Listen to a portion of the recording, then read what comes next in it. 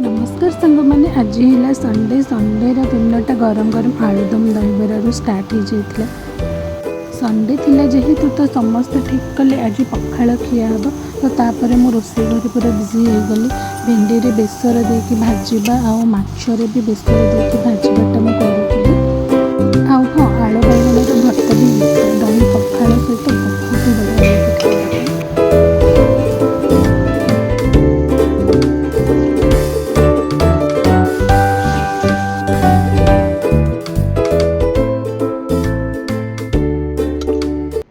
पखाड़ खाई सारा पर समस्त को बहुत निद आसे मत भी बहुत निद आसे कि मो निद तो केबेठू उड़ी जाइए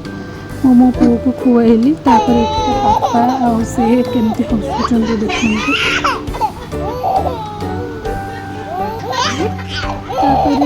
एमती ही आमर